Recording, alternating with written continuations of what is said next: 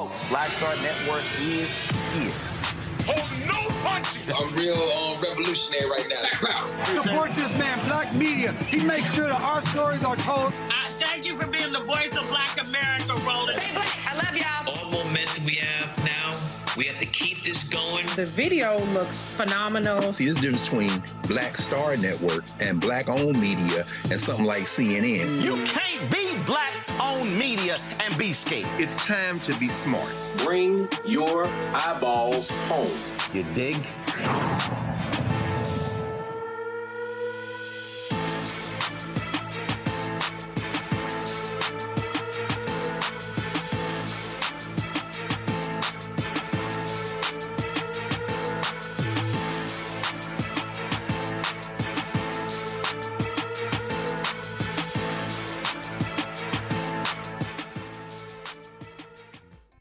All right, it's Tuesday, April 21st, 2026, and I'm Candace Kelly, sitting in for Roland, who was on the beach taking some much-needed time off. He is celebrating his 25th wedding anniversary. Have fun, Roland, there. Here's what's coming up on Roland Martin Unfiltered, streaming live on the Black Star Network. Democratic Florida Congresswoman Sheila Cherfilus-McCormick resigned just hours before the House Ethics Committee was set to discuss potential sanctions against her following her conviction for multiple violations of campaign finance laws. The Justice Department is investigating the Southern Poverty Law Center in connection with a now-defunct program that used paid confidential informants to infiltrate white supremacist and other extremist groups. Virginians have less than an hour left to vote in the redistricting referendum. A Texas police officer has been relieved of her duties after a video of her racist rant went viral. Also, the former self-described supermayor of Illinois, Tiffany Henyard, will be allowed to continue her campaign for a Georgia County Commission seat as a Republican. We'll also continue to address the epidemic of fatal domestic violence by focusing on the anatomy of an abusive relationship. And in tonight's Shop Black Star Network segment, we're going to showcase a little magic with Afro Unicorn. It's time to bring the funk on Roland Martin Unfiltered, streaming live on the Black Star Network. Let's go. He's got it. Whatever the miss, he's on it. Whatever it is, he's got the scoop, the fact, the find. And when it breaks, he's right on time and it's rolling. Best believe he's knowing. Putting it down from sports to news to politics. With entertainment just for kicks, he's rolling. It's on go, roll, y'all. It's Roland Martin, yeah. Rolling with Roland now. He's funk, he's fresh, he's real, the best, you know he's Roland Martin now.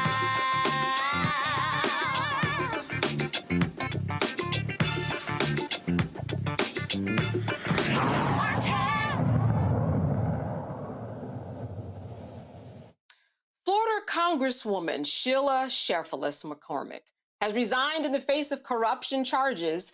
The news broke just minutes before today's House Ethics Committee was going to meet for a public hearing to determine a punishment for the third-term Democrat who was charged with stealing $5 million in COVID release funds.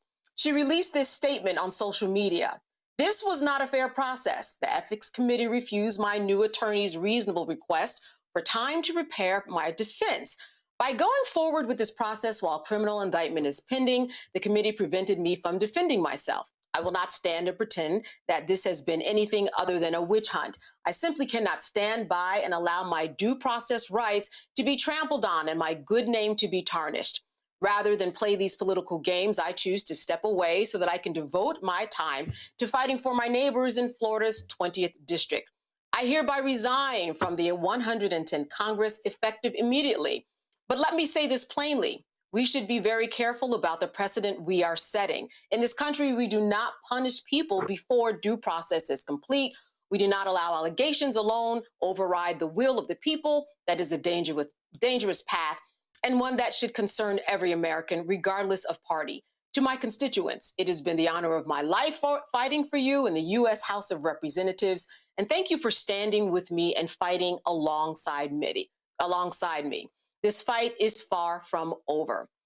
House Ethics Chair Michael Guest addressed her claims after reading her resignation letter in the record at today's hearing. The Committee on Ethics will come to order. Before we begin, I would like to read a letter into the record. This letter is dated today, April 21st, 2026. It is addressed to the Honorable Mike Johnson, Speaker of the House.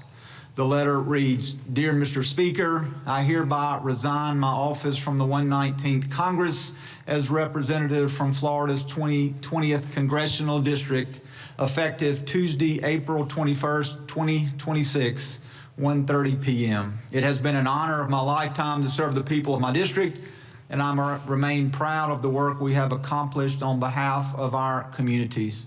After careful reflection and prayer, I have concluded that it is in my best interest and the interest of my constituents and the institution that I step aside at this time.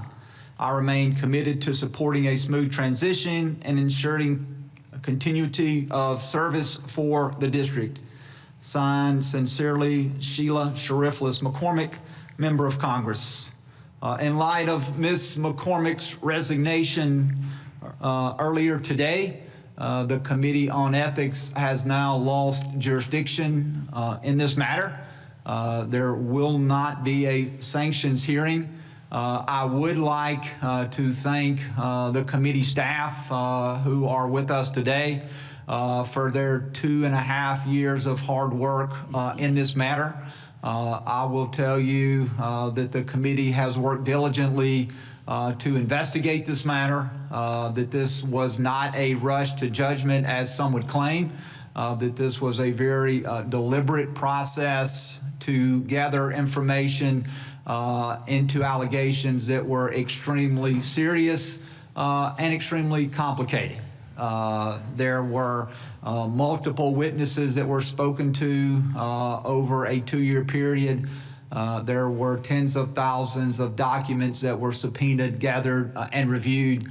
And throughout this process, Ms. McCormick, who has now resigned from Congress, had multiple ample opportunities to present exculpatory evidence to the committee and to address the committee both by way of a voluntary statement and then also to comply with the subpoena that was issued in this case. So I would like to thank the staff. I would like to thank the investigative subcommittee that worked so hard on this matter. All right, well, meanwhile, the Congressional Black Caucus, they released this statement. The Congressional Black Caucus recognizes the service of our colleague, Representative Sheila Cherfilus-McCormick. She came to Congress with a deep commitment to her community and determination to serve the people of South Florida, making history as the first Haitian American Democrat elected to Congress. In doing so, she helped broaden representation and brought visibility to the experience and aspirations of Haitian Americans and the broader Caribbean diaspora. During her time in office, she worked to uplift her constituents and elevate issues impacting underserved communities at home and abroad. Her voice and perspective contributed to the ongoing effort to ensure that Congress reflects the people it serves. We extend our appreciation for her service and offer our prayers for her family. We wish them strength and peace in the days ahead. All right, well, I am joined by my panelists right now. First, we have Dr. Larry J. Walker. He's an associate professor at the University of Central Florida. Also joining me, Patrick D. Schaefer. He is a political philosopher and public scholar. I want to thank you both for being with us today. I want to start with you first, Dr. Walker. It seems to me that there was an effort by the Congresswoman to say, we need more time in order to carry this out. Not only that, but we deserve a little bit of due process. What do you think about her arguments? Yeah, I think that her argument falls on deaf ears, and there are a couple of reasons for that. So I can speak to the ethics process as, have worked as a senior staffer on Capitol Hill for a number of years and see many members, including some members of the CBC, go through various ethics challenges. And as the chairman noted, tens of thousands of documents, she's given ample opportunity to testify or offer counter evidence based on the allegations from the Department of Justice and the millions of dollars they suggested that she is stolen. So it really is unfortunate, I have to note, in terms of not only being a member of the CBC, but the fact of the matter, what Haitian Americans are dealing with right now with protective status in terms of the attacks, and that she won't be there to represent them. The other thing I want to note is related to this issue is we don't know when Governor DeSantis is going to call for a special election. So this is an unfortunate issue all around. I'm glad she resigned because she was likely to be expelled by Congress, and you do not want that to happen. Right. You certainly don't want that to happen, Patrick. But when we think about due process and the claims that she is making, what she is saying is that, yes, there's a criminal investigation that's going on, but that hasn't been adjudicated. I'm not guilty. So why are you doing this to me now? Yeah, and I think on the... No, I'm sorry, go ahead. Oh, no, go ahead. I think that there was just a technical glitch. No, I think on the premise of that she is innocent, then I think she should have been able to have her day in court if she needed more time, because I think one of the reasons that she said is that she changed lawyers and that they needed more time. I think that for the Democrats, this came at the way wrong moment. And I think that she should have been able to have her day in court. If she is innocent, as she says she was, and avoidance is not full accountability. And I think that's what's missing in this process. Dr. Walker, you touched upon something, and that was this, that, what she's saying really might be falling upon deaf ears, because in terms of the witnesses that they interviewed, the investigation and all the evidence, and the $5 million that is missing in action, she probably had what they call bad facts at the end of the day. The bottom line is, like you hit on the details of the details. And I think I have to note in terms of how the ethics committee works for those who are watching, you do not, you don't have to go to trial being convicted for the ethics committee to look at various issues. We've seen that just in the last couple of years. A number of members of Congress, unfortunately, have come and currently and in the past have, gone through the ethics committee process. And in many cases, those individuals, similarly we saw today, have resigned. But the reality is that if anyone who's paid very close attention, like myself, to this particular case, is that she's facing very serious allegations. And, this is why she was going up for expulsion. And look, as a former CBC staffer, it breaks my heart to see this situation, particularly, like I said, is a proud, she's a proud Haitian American. But the reality is that she got caught. And the ethics committee, in terms of, like I said, you do not have to go to trial and be convicted for ethics committee to take a look at some allegations. And this is a very unfortunate situation. But it's also a reminder that you have to be careful as a public official, particularly as a Black public official, when you are doing something that allows the state or federal government to look closely at you. Yeah, and I just want to stay with you for a moment before we bring our third panelist who just joined us. And that is that, as you said, as a CBC staffer, this is unfortunate. And I think that their statement was very fair, very middle ground. They didn't go one way or the other. And I would imagine that that is part of the process in terms of what you do in the CBC. Absolutely. And I've seen statements like this put out before when other CBC members have found themselves in trouble, particularly for the ethics committee. You got to get a middle of the road statement by the press person for the CBC. And I think that statement you just read and we saw on the screen there, I think that it's fair considering the allegations, and says she was likely to be expelled. And once again, the CBC, we know that Black people are held to a different standard. You cannot, get involved, in these kinds of allegations, because even if it's not true in some situations, if there's any inclination that you might be involved in something, that the government is going to take a look at you. We have a long history of that happening. Unfortunately, this is a case where, like I say, the allegations are extreme. All right, I want to bring in our third panelist. Teresa Lundy is the principal and founder of TML Communications. Thanks for joining us this evening. What are your thoughts about the Congresswoman, her resignation, especially when, as we've talked about, it impacts the Haitian community, everything that they're going through right now. They are in a state of turmoil here in America and abroad if they are sent back. I totally agree with our panelists. I think, her resigning is a indication that the times are coming. So it is very unfortunate that she did, but it's also the allegations that are presented against her are also very stringent. Yes, it is hurting the Haitian community, but we also need to be very mindful of the positions that we are in when it comes to taking on the elected official position, and also making sure that we have our ducks aligned in a row. So if there was any type of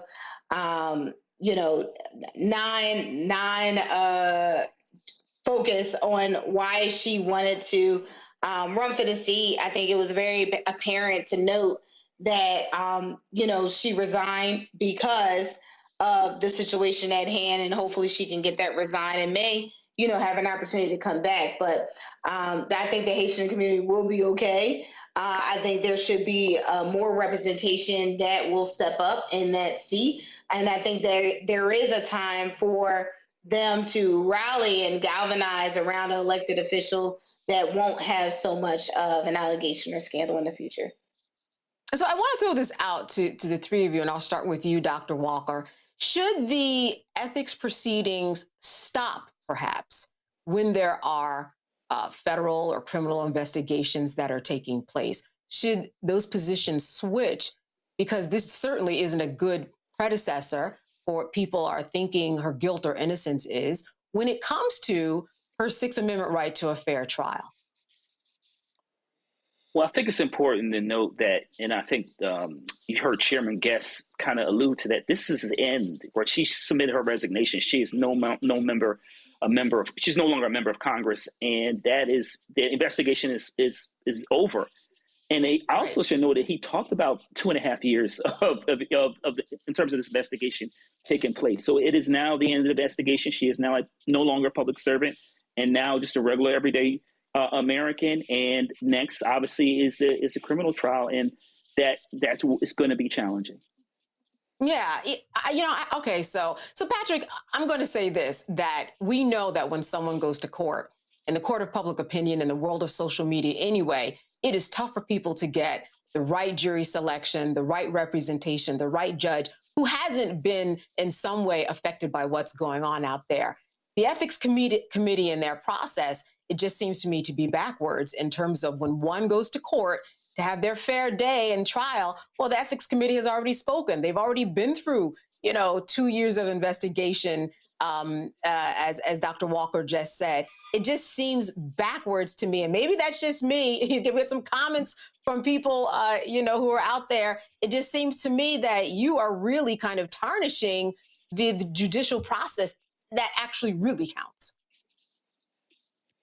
Yeah, and I'm also reminded of the fact that public officials have a public trust. And the representatives, she represented her congressional district, and she had an obligation to them that if these allegations were not true, to see it all the way through, to have her day in court. And I think that resigning is not absolution, and it is not innocence. And I am interested about going forward how this resolves itself if there is a criminal case. Yeah, well, she certainly avoided a lot today by at the midnight hour saying, you know what, I won't go through this process, I resign. And she certainly saved herself quite a bit. All right, we are going to take a break. Stay with us. You are watching Roland Martin Unfiltered.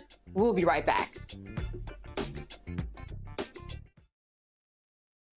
Virginia, we are counting on you. Republicans want to steal enough seats in Congress to rig the next election and wield unchecked power for 2 more years. But you can stop them by voting yes by April 21st. Help put our elections back on a level playing field and let voters decide, not politicians. This is the responsible thing to do. Help us chart a better path forward, Virginia. Vote yes by April 21st. How you doing?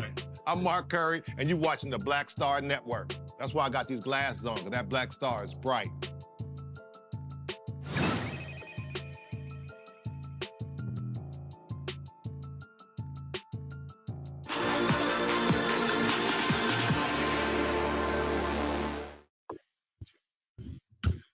All right, we have some breaking news that just came down. The Southern Poverty Law Center has just been indicted by the Trump Justice Department. Now, this is something that we were going to be covering anyway. This is a Montgomery-based civil rights group, as you know.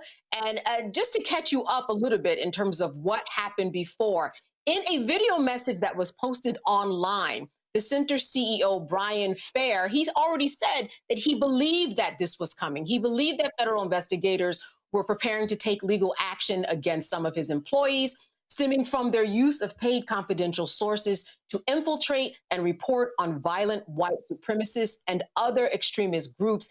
And he vowed that the group would not be intimidated or silenced. Well, now the Department of Justice, as I just told you, this is breaking news. The Southern Poverty Law Center says that they have just been indicted. Let's hear a little bit of a soundbite from Brian Fair, the CEO.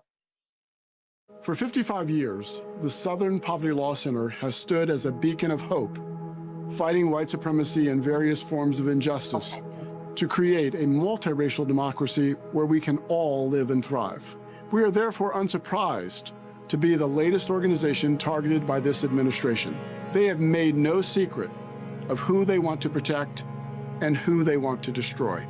For example, in October, FBI Director Kash Patel announced the Bureau would sever its ties with the SPLC. And in December, House Republicans held a hearing to accuse us of being partisan and profitable. The latest threat is the most serious: a criminal investigation and possible charges against the SPLC or some of our employees. Although we don't know all the details, the focus appears to be on the SPLC's prior use of paid confidential informants to gather credible intelligence on extremely violent groups. This use of informants was necessary because we are no stranger to threats of violence. In 1983, our offices were firebombed, and in the years since, there have been countless credible threats against our staff. For decades, we engaged in unprecedented litigation to dismantle the Klan and other hate groups. In light of that work, we sought to protect the safety of our staff and the public. We frequently shared what we learned from informants with local and federal law enforcement, including the FBI. We did not, however, share our use of informants broadly with anyone to protect the identity and safety of the informants and their families. And while we no longer work with paid informants, we continue to take their safety seriously. These individuals risked their lives to infiltrate and inform on the activities of our nation's most radical and violent extremist groups. When we began working with informants, we were living in the shadow of the height of the civil rights movement, which had seen bombings at churches, state-sponsored violence against demonstrators, and the murders of activists that went unanswered by the justice system. There is no question that what we learned from informants saved lives. Today, the federal government has been weaponized to dismantle the rights of our nation's most vulnerable people, and any organization like ours that tries to stand in the breach. We stood in the vanguard then, and we stand in the vanguard today. We will not be intimidated into silence or contrition, and we will not abandon our mission or the communities we serve. This moment in history finds Americans in a critical struggle between those who continue to pull and bend the arc of history toward justice and those who resist progress. We will vigorously defend ourselves, our staff, and our work. We will continue to fight hate, and we will continue to seek a safer and more just world. We trust that the many people and organizations who share our commitment to defending civil society will stand with us as together we fight injustice. Thank you.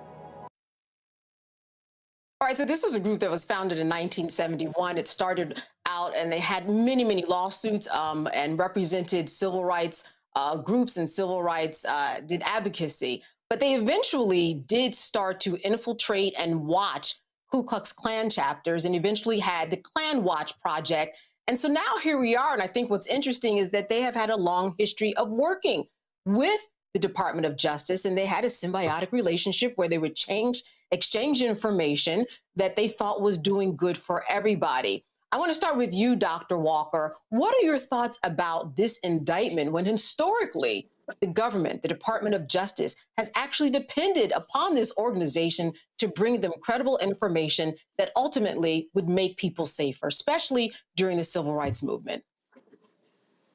We have to call this for what this is. And the situation we're seeing from the federal government is utilizing old Jim Crow practices. So we're going back to the days of J. Edgar Hoover and other leaders in the FBI and various other federal and state agencies would attack any organization or fought for social justice. And like you talked about, the center's reputation is impeccable as it relates to infiltrating these, the KKK and various other white supremacist organizations to ensure that they protect the lives primarily of Black folks throughout the United States, but all Americans. And this is a 360-degree turn from what we just saw the Biden administration and other Republican, Bush Jr., Sr., other Republican administrations.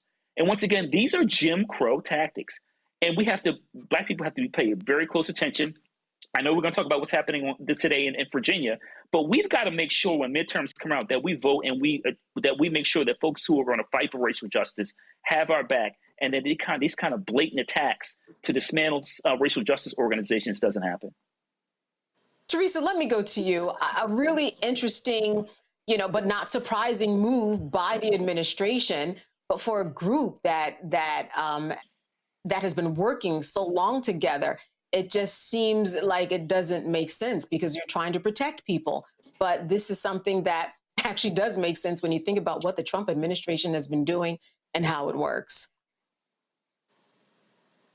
Yeah, this is the playbook. If you don't play by the rules of the Trump administration, you will be canceled, you will be cut, and you will be defunded. And unfortunately, the Southern Poverty Law Center is getting the treatment that the Trump administration has done to many other organizations. But the one thing that I do love that the Poverty Law Center has done is that they've made their position clear of that they are targeted, they are a victim of this malicious threat of their 55-year-old organization. And they made it clear that we haven't done anything wrong. And those who support us, hopefully you still will. But it's unfortunate that, especially with all the dealings that we've seen under the current FBI and his scrutiny and their entire organization, that this is what they want to come for next. But it seems like in the Trump administration that is those that are performing with integrity and that are performing for the highest standards of it are being canceled in this administration. So I just hope that the Poverty Law Center just keeps hope alive and make sure that their donors over the last 55 years are still supporting them in their efforts. Patrick, this is an organization that has trained thousands of members of the government, as well as worked very closely with the police in order to solve crimes, in order to figure out, what churches were being bombed and where the Ku Klux Klan would move next. This certainly makes it a much more difficult proposition to trust in the police and to understand where law enforcement is coming from. I mean, what is their MO? This is ridiculous. Yeah, and never in my lifetime have I seen the United States government wage war against its own citizens, specifically those who have been working in concert with the government to protect those who are most vulnerable. And so I think it's amazing what we're seeing, but it's not surprising by these presidential prerogatives. And so I, like all of you all, hope that the center really focuses in and digs in its heels to protect itself, because the protections that they offer are very much still important. Now, Dr. Walker, there was some controversy as to something that is called the hate map, right? And so this is a map of various mainstream Christian groups. And this was something that Kash Patel said, this is a threat. And because you are looking and classifying these hate groups, this is actually spawning violence and going to spawn violence. What's your response to that? So that's like twisting yourself into a pretzel. I think that's the best way to describe it. It's also really interesting to me that the same folks who were saying it's okay to pardon January 6th insurrectionists who defiled the U.S. Capitol just a few years ago and committed crimes since then are not a threat to the public, but somehow the center, which has worked with the federal government for decades to dismantle these various hate groups and protect Black people, is a threat. It doesn't make any sense. It makes ideological sense if you have a certain perspective, right-wing perspective on these issues and don't care about the overall concerns or challenges that Black people have encountered through Jim Crow to this period of time. And so they're contradicting themselves. It makes no sense. January 6th individuals are okay, but the center is a threat. Makes no sense to me. Yeah, and Teresa, it does seem like a contradiction because of the fact that you have people who are working for the betterment of society and protecting, people across the country. You work in communications. It seems to me like this is what we've been seeing since Trump has come into office, and just another kind of a media opportunity to just say anything, throw people off their course, take people to court because they can, and just put them through the process, knowing that at the end, it's really not going to amount to anything. This is called the day one strategy of the Trump administration. I've been saying that in inner circles, and I've been saying that externally.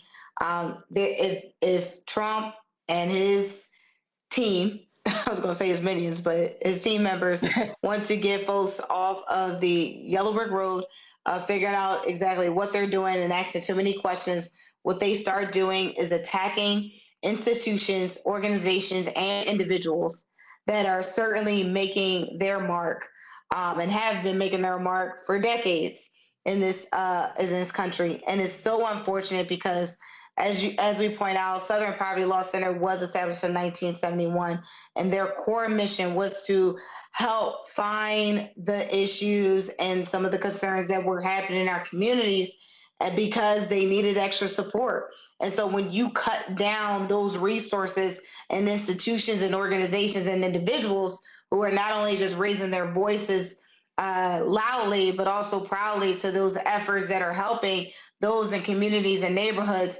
it is very clear on what your government is doing for you. And I think it is very clear that the Trump administration is distracting us from something else that is about to happen. But again, I am going to state that because the Trump administration is not funding them and has disconnected them, has canceled them, we want to make sure that we still support them because they are still a nonprofit that can help in other areas. Yeah, that support is always very important. For those of you who just joined us, this is breaking news that the Southern Poverty Law Center has been indicted by the Department of Justice. Patrick, I wanted to ask you this. What does this say about possibly setting a precedent, I would imagine, of other civil rights organizations down the line that they're looking at to indict? Because certainly there are a number out there that do similar work. Yeah, it's amazing that they are criminalizing spaces, particularly led by minorities, that produce knowledge. And so this is just like an attack on any museum that we have that disseminates information to people. What the center had done historically is disseminate information, and what they are trying to do is to erase it. And so I think while we've seen this from the very beginning, I think going forward to every space that we have that produces knowledge that is built to protect us and to arm us with what we need to know and how we need to move, I think they all should be alarmed. And this is why I think that the Law Center being able to have its day in court and to defend itself is going to set a precedence of how other organizations should move going forward. Yeah, and again, since this is breaking news, I haven't seen the indictment yet. Maybe I'll look at it in one of the breaks. But I'm very interested as to what the exact charge was, considering that they have been working together for decades. And now all of a sudden we know that in October 2025, they made a change to sever the ties there. Dr. Walker, what are your thoughts about what these charges could even possibly be? I'm like you. I'm fascinated to read this document for an organization that essentially had a symbiotic relationship. You described with the federal and state governments to identify hate crimes. And once again, it makes absolutely no sense to say an organization that is focused on protecting Americans is somehow now a threat with the change of administrations. But this is consistent once again with, an administration is focused on ideology and not focused on what are the basic needs of Americans, particularly Black folks. I want to note that when we talk about these ideas about hate crimes, et cetera, my parents were born during Jim Crow. So this idea that, these things have certainly gone away is not true. I'm first generation post Jim Crow. So, these issues, these challenges that our family members have to deal with is not some ancient times that I have to read about in a history book.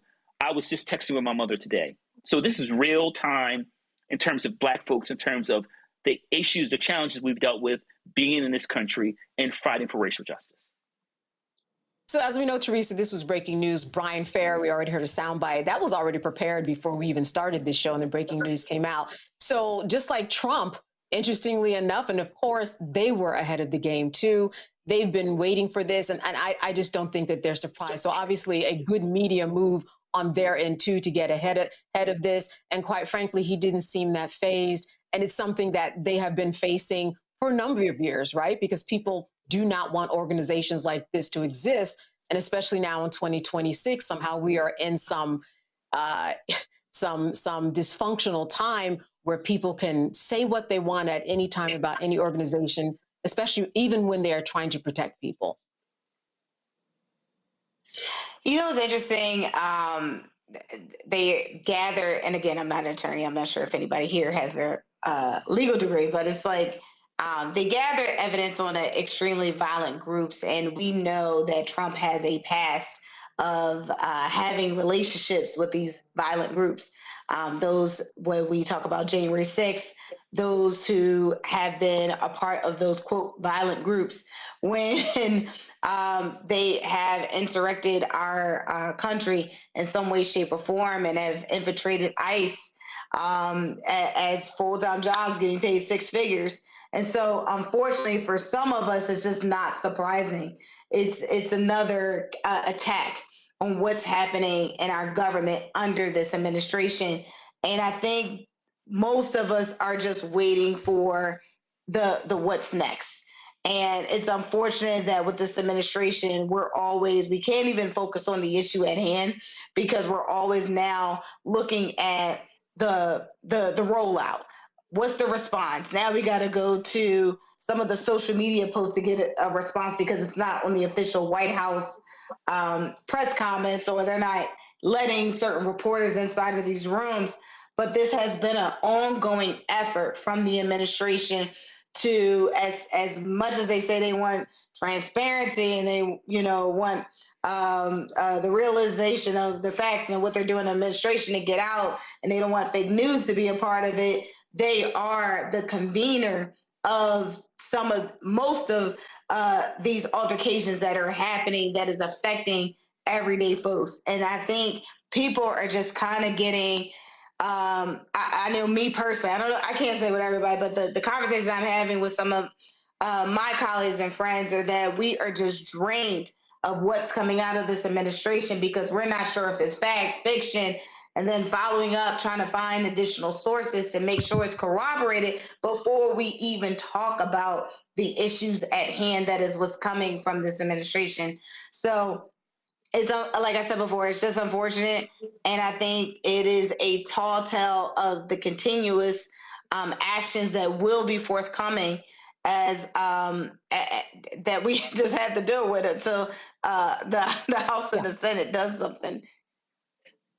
I'm going to look at this indictment right now, and I want to share this with our audience. Here is what the grand jury charges are. The Southern Poverty Law Center stated a mission including the dismantling of white supremacy and confronting paid across the country. However, unbeknownst to donors, some of their donated money was being used to fund the leaders and organizers of racist groups, including the KKK, Aryan Nation, and the National Alliance. Their paid informants engaged in the active promotion of racist groups at the same time that SPLC was denouncing the same groups on its website. Now I'm putting the question marks in here. As we go down here, let's see, talks about the donors. It talks about the intelligence reports. Let's see. Then it goes, what's that? Okay. I'm looking on page 3 now. Starting in the 1980s, they began operating a covert network. All right, there we're just getting the facts there. They talk about paying other people in a clandestine way. And I think really what we're getting here is that the donors were somehow a part of a scheme unbeknownst to them. The objective of the scheme was to obtain money through donations through materially false representations and omissions about what the donated funds would be used for. That seems to be the crux of this. Patrick, I'm going to give the baton to you. What are your thoughts about this indictment? That is quite a word salad, isn't it? Yes, what it is that? That absolutely means, and it is about as coherent as the public policy that comes out of this White House.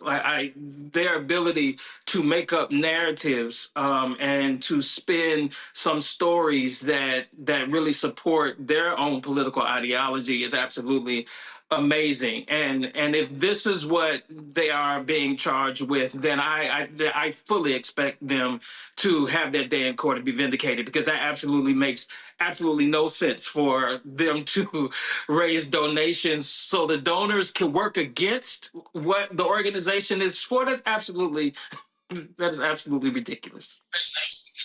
Let me say I'm going to page 8 here. It looks like all of the charges, which are count 1 through 6, all of them are wire transaction charges, some in the amount of $4,700, $1,000, $1,200, $2,000.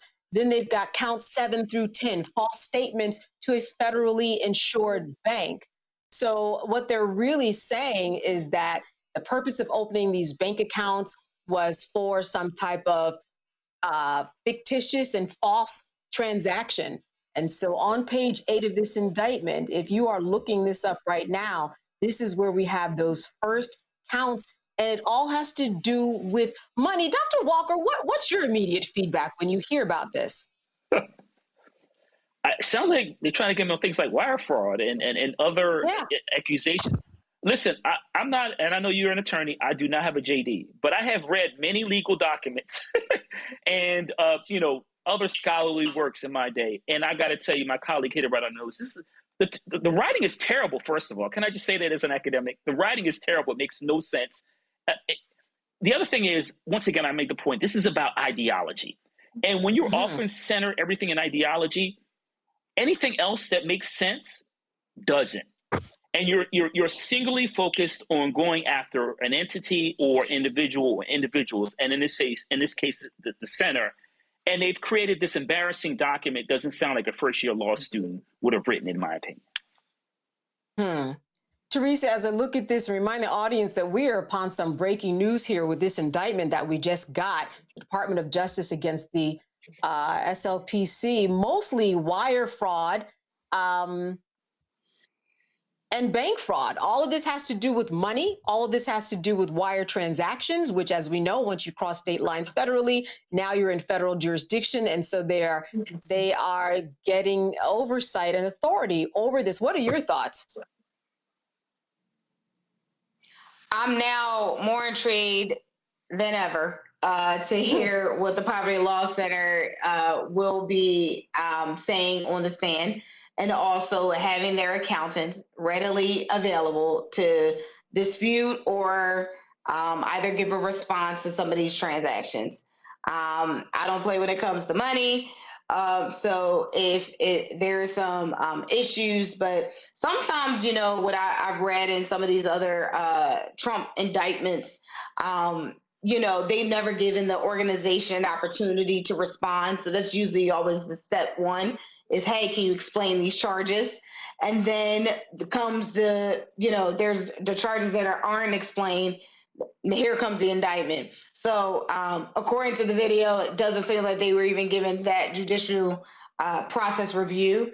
And so here we are. Now we see what they're being charged with. And now it's just how they respond. And unfortunately, you know, they're being dragged right now. But I think once the truth and the facts start correlating, we can start getting some answers, you know, to how they responded to these charges. Yeah, let me fill in some other blanks. I'm now going to page 6 of this indictment. Again, in this breaking news from the Department of Justice against the SPLC to secretly funnel donated money to the Fs, individuals at the SPLC, including a person who would become the chief financial officer and a person who would become the director of intelligence, among others, opened a series of bank accounts in the name of various fictitious entities, including or but not limited to, and it goes down and gives these lists of what they're saying are fictitious entities that were never incorporated, did not have bona fide employees, and conducted no actual business. So they're saying that this all has to do with the relevancy of opening up bank accounts, which, of course, when you open up a bank account, you do need all of this in place. You need officers, you need people to take positions, you need to have employees, and you do need to be honest. I mean, this will be very interesting to see what the response will be. As we close this out, I want to open up the floor. Any idea about what you think the response will be? There may be no response because this sounds so ridiculous. I think the important thing to remember is, no, I was just going to say one of the objectives is to financially hurt the organization, also hurt their reputation.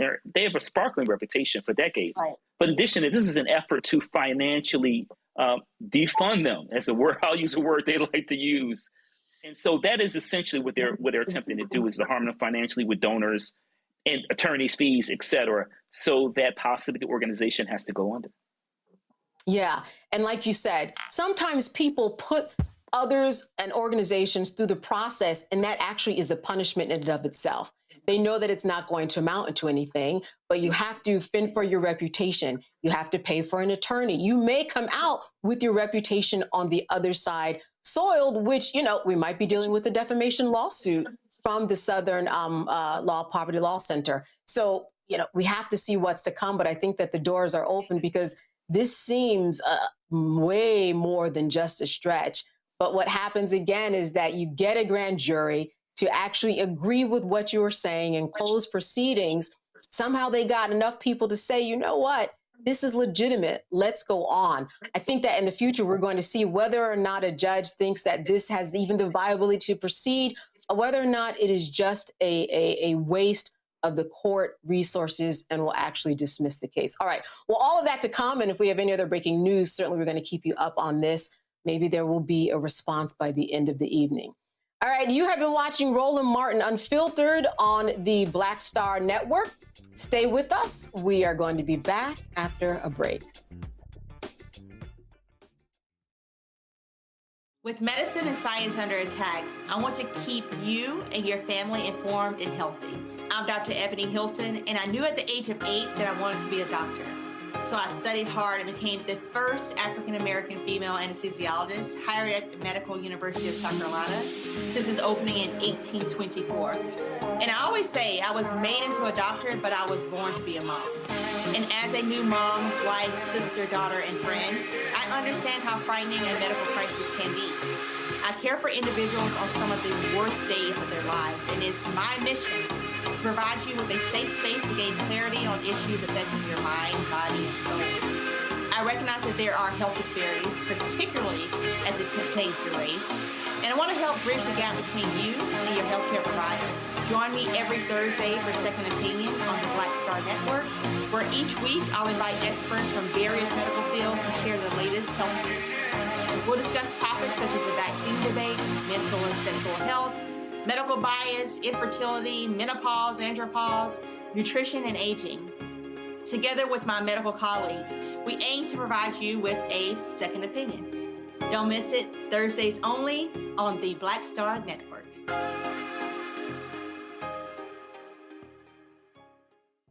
Hi, I'm Swing Cash, Basketball Hall of Famer, and you're watching Black Star Network.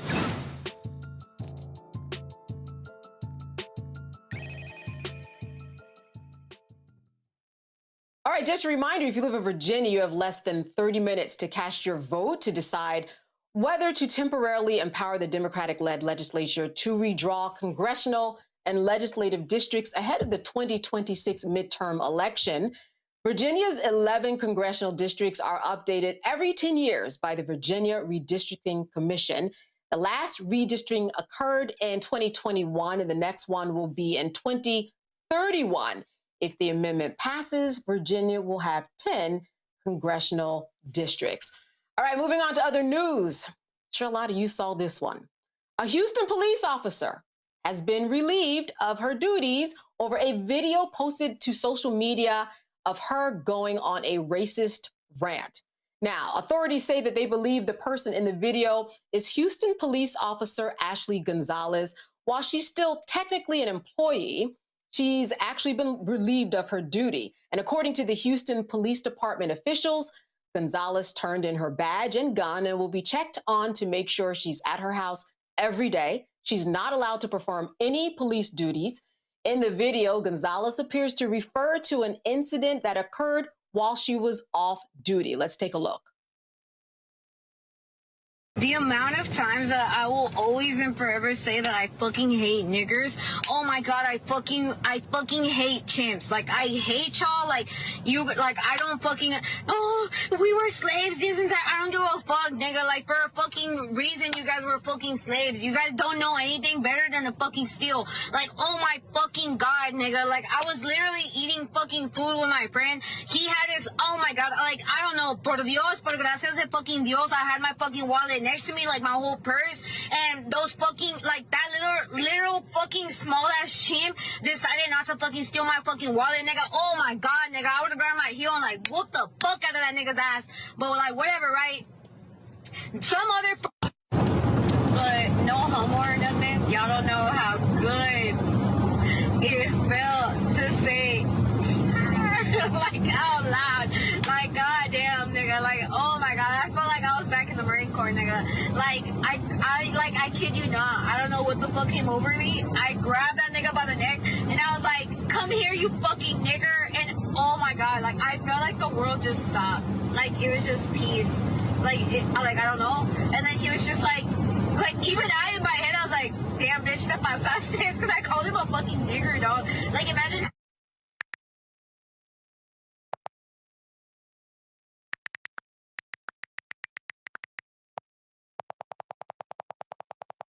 Many fucking downtown chimps were there, they could have beaten my ass. And then he like stops like, you did not just call me a fucking nigger. I was like, you're a nigger. I was like, oh my God, like you're a fucking nigger and I called you a nigger. Like world peace, bitch, fuck nigger. And I was like, what the fuck are you gonna possibly say? Like, are you gonna call 911 because I called you a fucking nigger? No, right?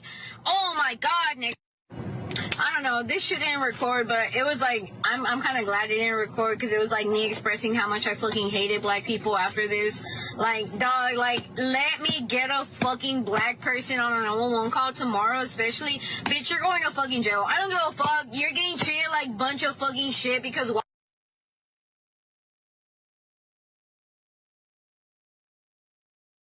All right, give me a word. Can you hear me? Because seemed like there were some slight technical difficulties. You can hear me okay? Yeah. Okay, wonderful, wonderful. Yeah, let's clean our mental palates of that. Just for the record, she's fired. I mean, I don't even know if we need to do a segment. She's fired. But let me tell you that the Houston police officers, huh? No, she was not fired. But what I'm saying, eventually, she's going to be fired. The Houston Police Officers Union released this statement about the video. The Houston Police Officers Union is extremely disturbed by a video circulating on social media regarding an officer making offensive racist comments. In no way does the HPOU or its leadership condone or tolerate racist behavior for any of our officers. The Houston Police Department prides itself as being the most diverse police department in the nation, largely a product of the collaborative changes to civil service law that the HPOU and the department have made through our meet and confer process. It is our belief that the department is diligently working to confirm the authenticity of this video and will take appropriate measures to ensure public confidence and trust between our department and community. When the investigation into the incident is complete, Gonzalez will either be reinstated or indefinitely suspended, meaning she will be fired or ineligible for rehiring. And that's what I said at the beginning, just as a little joke, but seriously, she's going to be fired. Can I get an amen from Dr. Walker that it is not going to go Ashley's way? Yeah, amen 15,000 times. I mean, she's going to have to hold this L, and it's self-inflicted. The other thing is, we need to talk about anti-Blackness in the Latina and Latino community, because this is another issue in a diverse state like Texas, and obviously I'm in Florida, that we don't talk enough about anti-Blackness. And this is an example. We also obviously need an investigation into the individual she came in contact with during her period of time in law enforcement, because she clearly was unhinged and could have, certainly done something that individuals didn't have, impeded someone's civil rights. So we need complete investigation on any interactions with any Black folks. Yeah, and Teresa, for someone who was supposed to be a peace officer, there wasn't a lot of peace going on in her spirit. I'm not even sure what she was talking about specifically, what got her mad. But if she's mad that way, sitting in her car, wherever she was, Lord knows what she would do with someone who was African American in her, in her purview or under her authority. Gonzalez actually told us what she would do in the video. She said if any Black person would come up against her, she would make sure their Black ASS will be in prison. So we don't really have to speculate. We just have to feel challenged that these are the type of folks that the Houston Police Department is actually hiring. Now, I think over time, I think their statement was very generalized, but I think that should have been an immediate firing. I don't think there should be necessarily any investigation. There's no need for an authentication of the video because it's on her profile. It's on her social media profile. And I'm sure she was probably in the back room that clearly said, I said it and I did it. And now what are you going to do about it? And so I think when organizations take the time, too much time, to actually make the decisions that is supposed to be made in the immediacy, it then challenges the actual workers and the morale that are Black, that are brown inside of these institutions that have to go and protect these neighborhoods and communities, and not sure they have to run into a Gonzalez who decides in her spare time after work hours that she wants to share her thoughts about African Americans and Black people and brown. Anybody that doesn't look like her. And that's, I think, is a real challenging factor of not only her statement, but okay, we now have to do an investigation. There's no real investigation that's necessary. She did it. She needs to be suspended. She needs to be fired. And we need to conclude her dialogue because, one, it was offensive, but two, to the African-American workers who are day-to-day making sure in a diverse, that's what they said according to the statement, in a very diverse law enforcement environment that are in neighborhoods, that are in communities, that are supporting African-American communities and their initiatives, block parties, events, whatsoever, that they have the protection and the safety that they need to make sure that if they don't raise their hand the wrong way, that they're not only getting arrested, but also beat and unfortunately some other things that happen. So I think the actual statement from the Houston Union Association should have been a little bit more better and more stern, or just don't release a statement at all. There's no statement that's needed unless she's fired, and that's the end of the story. I agree. I mean, it was very, very vague. Patrick Gonzalez took an oath She broke the oath. I mean, that is like, it's basic. Absolutely. And yet I am not confident that this is the end of it just by her being fired, because white supremacy always seeks redress, even for phantom wounds. And so she gets fired for articulating her racial animus, but then she becomes a victim when she's held accountable. And she's shifted now to become a symbol of the bruising that happens by minority groups, and she becomes a victim. We've seen this happen over and over and over again. And so her being fired from, the Houston police department, it seems more like, oh, she'll just be shifted into another role or another position. And so I think that's the time in which we live in. And I'd be very curious as to how this all plays out. All right. Well, when we come back after the break, more on our continuing coverage on domestic violence and the anatomy of an abusive relationship. Make sure to stay with us. We'll see you after the break.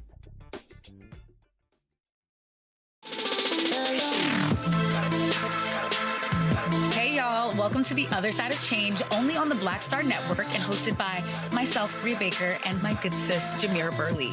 We are just two millennial women tackling everything at the intersection of politics, gender, and pop culture.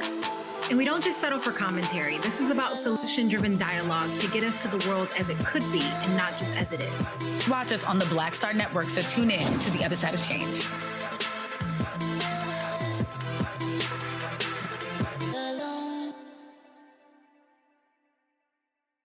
What's up? It's Talib Kweli. I'm CEO. This is the Black Star Network.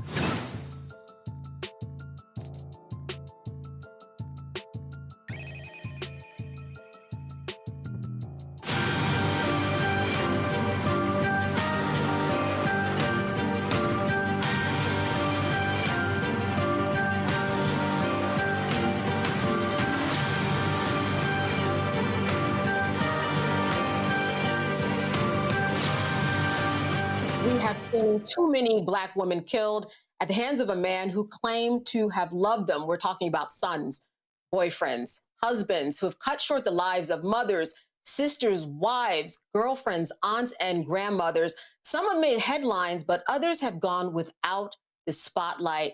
So here are a few.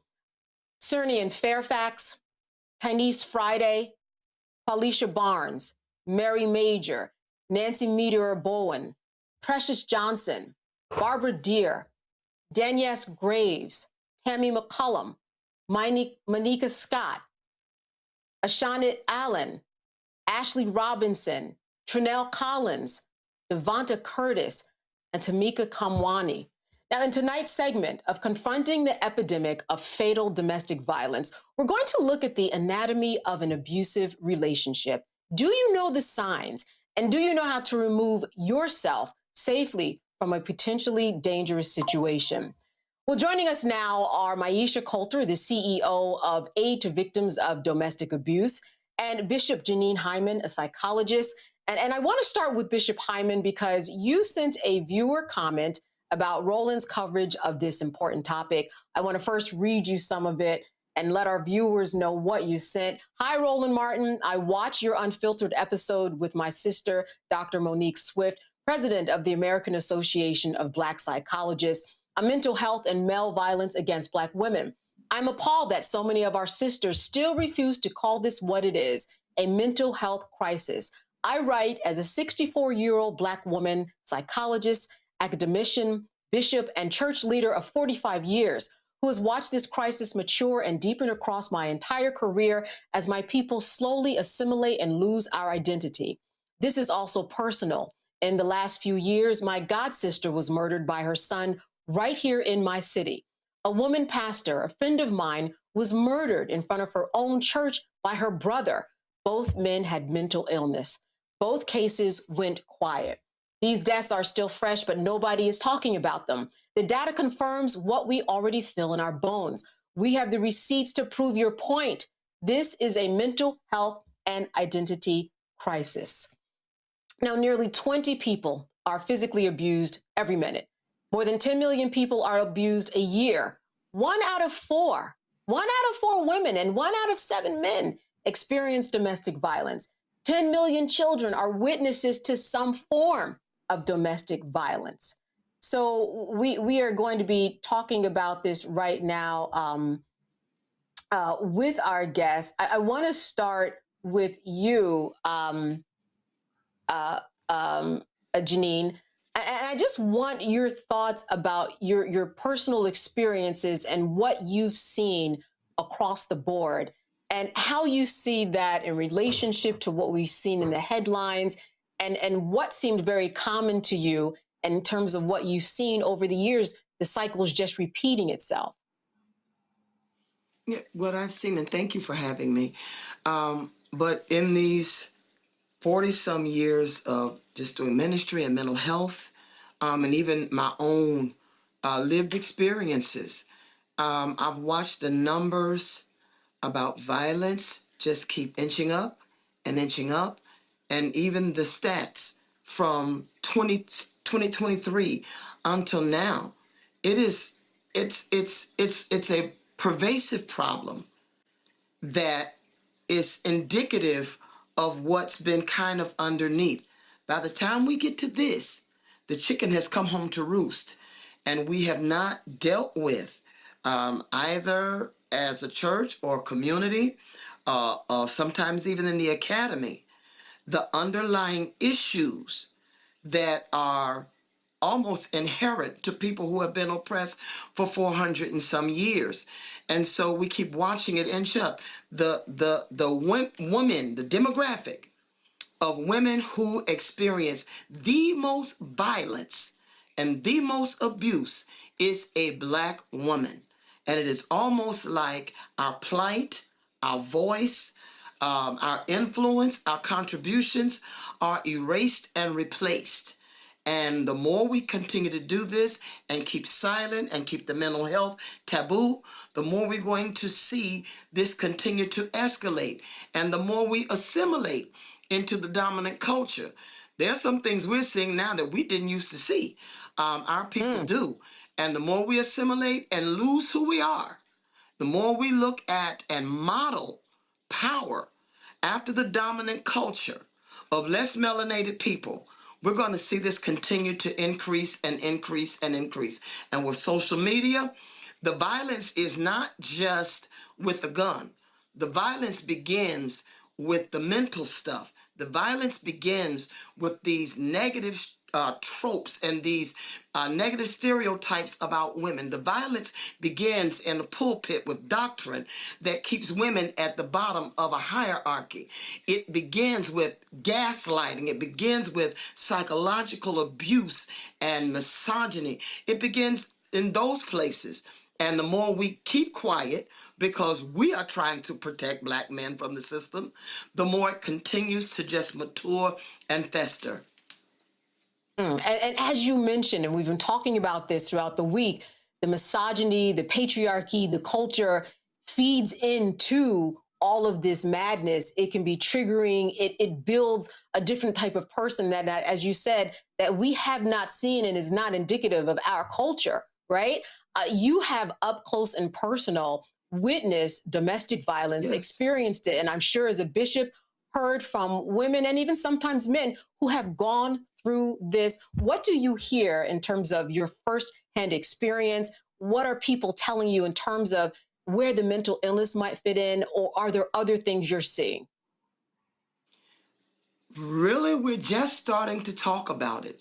Usually when I get calls, and those of you who are on social media, every time you see a flyer almost, you have a visceral reaction because you think somebody's dead.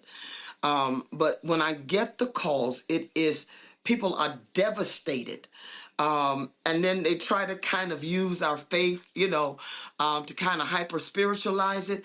And so we really don't get to the meat of it. And for most of us, once we get you through the crisis and we get you through the funeral, we're not even talking about it. Those 2 murders that happened here, I'm not even hearing about it. I'm not hearing their names. I'm not hearing any more about what happened. It kind of goes back to this mum's the word. And so, as we get a little deeper in the conversation, we'll talk about the fact that you can kind of do this because we know there's not going to be any justice because it's a Black woman. I want to share this very quickly, and this is kind of what turned my head. I was on the waterfront down in Tidewater, walking my dog, and I passed a Black man on a bike talking on the phone. And this is the conversation that I heard. All she want is some child support. I can't stand her so and so and so. And then he said this out of his mouth. He said, a Black woman ain't. My head did the exorcist. And in that moment, it almost felt like the injustices done to the ancestors, the rage of that came to me. And when I tell you I wore that man out, I wore that man out. I couldn't even believe I did it. It wasn't all my rage. I literally, as I looked up, I literally saw in the clouds faces of Black women that, whose voice has been silenced, whose blood has never been requited, whose blood has never been avenged, whose stories never got told, whose credit was erased and replaced with maleness. And the rage that came on me. And as I started walking off, and then I was like, now say something. I beat you like a man. I was like, oh my God. Oh, Bishop. And I had to call my mentor. I said, what just happened? What just happened? And then I understood as I began to sit with this. This is an underlying resentment that is sold into us, Willie lynched into us. Sold into us even during slavery, where there is a collective unconscious resentment and tension between Black men and Black women. And what he said out of his mouth is something that is a pervasive thought, whether we know it or not. Maisha, let me bring you into this so that when we look at all of these cases, but especially these two recent cases that have been highlighted, the 8 children that died, and the former lieutenant governor, we know that there was domestic issues in terms of a divorce.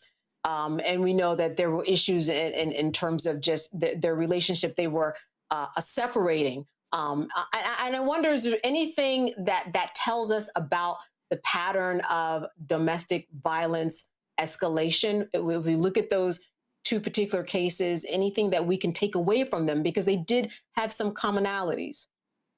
They did, and that's exactly something that I think we should be talking about. Yes, there are clear patterns in regard to escalation of violence and the propensity for those types of relationships to end in intimate partner homicides. For at least 25 years, my organization has been using what's called a danger assessment. And that's an opportunity for a person who is in a situation where there is intimate partner violence to assess whether or not there are signs and factors that might indicate the level of risk that they are in while either staying in that relationship and or trying to leave the relationship. For most people who succumb to intimate partner violence, they have left the relationship. Approximately 70% of people who are killed by an intimate partner or former partner are killed post the relationships or post their attempts to leave that relationship. So the idea that a person is vulnerable in any domestic violence situation is true, but it is even more true when the person who is the perpetrator of domestic violence is losing control of their intimate partner. And that looks like separation. That looks like filing for divorce. These are permanent efforts on the part of the person who is in that intimate relationship, saying to the person who has been abusive, I no longer want to be in this relationship with you. And that tends to trigger and escalate the need for that person to assert that power and control, which is at the core of why those behaviors are happening in the first place. And so we should be very, very clear that when someone is leaving an abusive relationship, there are things that they can look for, and there are things that they need to be cautious around. So, for example, if you are leaving someone and you have left them on multiple occasions, if that person has at any time during the course of that relationship said, I want to kill myself, I'm going to kill you, take that seriously.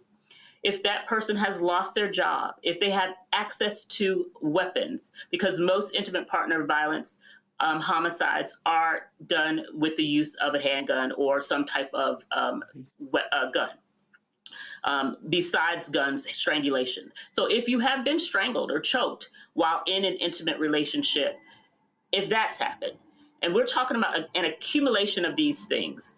If you share children in common and you get into a new relationship and you're now maybe living with a new person, or that new person is involved with the children that you share with that past abusive partner, all of those things collectively, you start to add them up, and that's what a danger assessment does. It basically gives you a score. So 1, they lost their job. 2, they have easy access to a handgun. 3, they have threatened to kill themselves. 4, they have threatened to kill you. 5, you have children in common. You've filed for divorce. You've taken legal action against this person to leave that relationship. And this just continues to score. The one that we use is a product of Dr. Jacqueline Campbell. And again, it's been around for 25 years. Law enforcement has the opportunity to use ones that are more shorter in length. They ask 6 questions as opposed to the 20-something questions that are in the danger assessment that the one that I'm referencing, that Jackie Campbell created. But how these things got created is because homicides, after they occur, are examined across the United States. There are death reviews. Teams, I sit on one here in Houston in Harris County. And what they're doing is they're profiling the lives of people who have succumbed to intimate partner homicide. And they're looking at patterns that are common amongst all of those homicide victims. And so that list of 20 plus questions appear to be something that happened over and over and over and over again with victims of domestic violence homicides. And once they determine that this pattern could be monitored on a regular basis, then that's how the danger assessments were created. And then in terms of this creation, walk me through. So if someone is assessing their situation right now, this will help them, I guess, find the best door which to leave. I mean, how does this assessment help someone?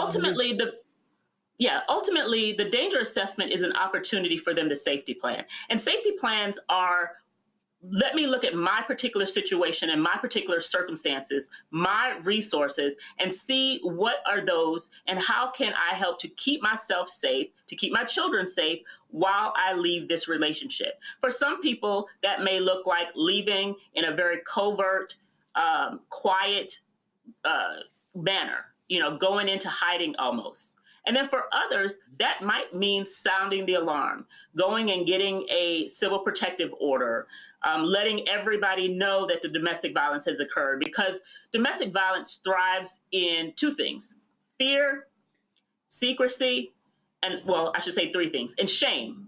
And so when you have those things, a lot of times people have no idea that a person is experiencing domestic violence. These things happen behind closed doors. People who are abusive are not showing up with a T-shirt on that says, I hit my wife, I beat my children, I do these things. That's not what happens. Most of the time they have a public-facing persona that can be very charming, can be very articulate, communicative. These are not people who are monsters in the sense that, oh my goodness, we should all be afraid of this person. And remember, they're professing to love this person. And more likely than not, they're professing to love this person to everyone on the outside. So we who are looking in from the outside have no clue that this person is dealing with domestic violence. And they don't want to admit that they're dealing with domestic violence for a number of reasons. One, the shame of it. They still love the person. Especially one of the things that we need to be cognizant of in our community is this fear of the pain for the perpetrator, whether that's an calling the police. They don't want to call the police because their perpetrator would be at risk of substantial harm based on the relationships and the history that we have with Black men have with engaging with law enforcement. So there's these embedded fears that go even beyond the fear of the person who's doing the harm toward them, that put the victim in a more isolated and dangerous situation. So what we're thinking through is, once you have determined you are at risk, you are not just at risk for harm, you are at risk for lethality. That's what the danger assessment is assessing, not just that, because they already know that domestic violence has happened, but they're now acknowledging that it's escalating, that they want to leave, that this person has threatened them, that this person has nothing to lose because they've lost their job or they've lost community, or people are now maybe aware of their identity as an abusive person, which again, that had been hidden, that had been protected by the survivor for sometimes months, sometimes years. And so when they have that level of secrecy and fear dominating their world, it's hard for people to also recognize that it's getting worse. This is a problem that I am not going to be able to solve alone. I need to leave to protect myself, protect my children, and potentially save my life. They're not looking at it from that vantage point. And so that's something that when I talk to clients for the first time and I'm talking to them about, we're going through those questions, it strikes them that all of these things are true for them. And then to clarify to them that the reason we're asking this is because we know that we're going to have to protect you while you're filing for your divorce, while this divorce is going on. Because guess what? Now that we're filing for divorce, we're also going to have to deal with the new patterns of coercive control that exist through the litigation process. That's right. And a lot of times, even attorneys, they don't, you go to a family lawyer who might practice divorce and know how to get you out of a relationship, but they may not be trauma informed. They may not have an acute knowledge about domestic violence and how risky it is for people who are in domestic violence to get out of their relationships. People may show up to a lawyer and think that that is the solution.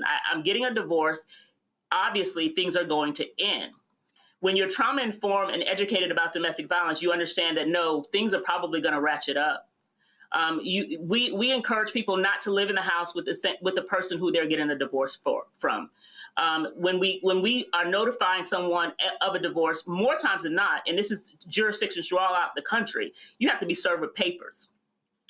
Those service of papers, that's an opportunity to trigger that out of control, loss of control by that abusive partner. And that trigger can ultimately catapult that person into taking those very dangerous and lethal acts, which in the two cases that we're talking about, clearly that was a part of that dynamic. Without knowing more, we know that both cases involved a pending divorce and the requirement to come to court, in a very short period of time.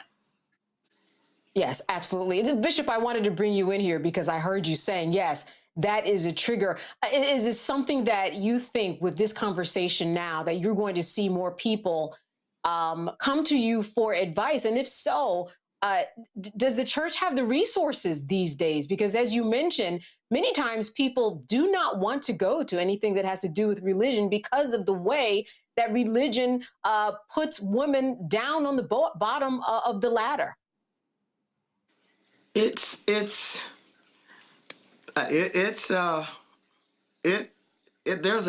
a definite tension there, particularly when we talk about the Black church, which for oppressed people should be a place of resistance. It should be a place of safety.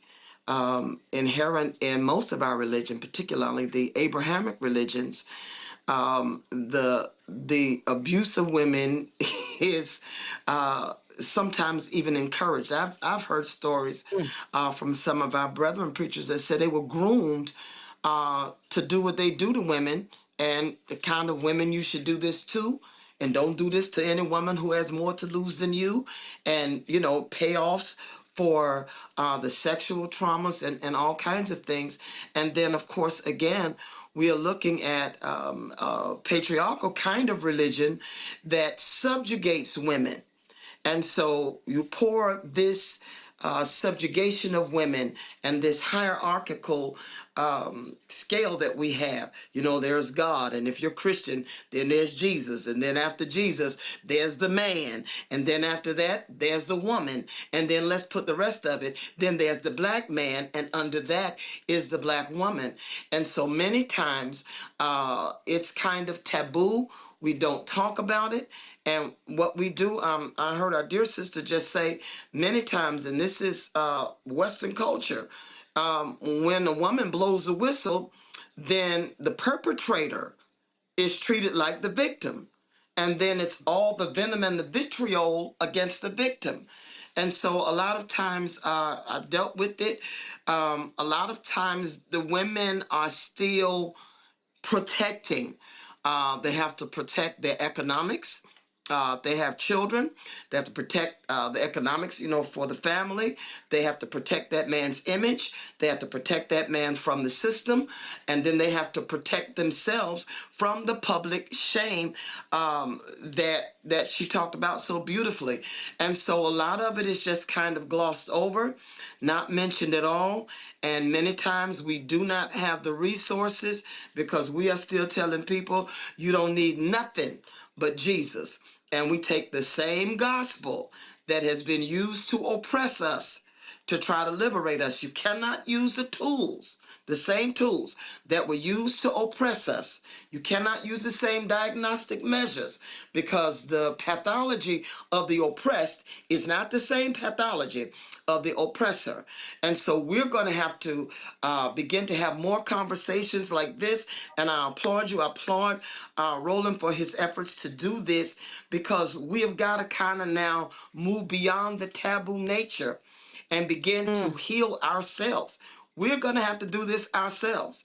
And we're going to have a different kind of conversation that's not glossed over by hyper-spirituality.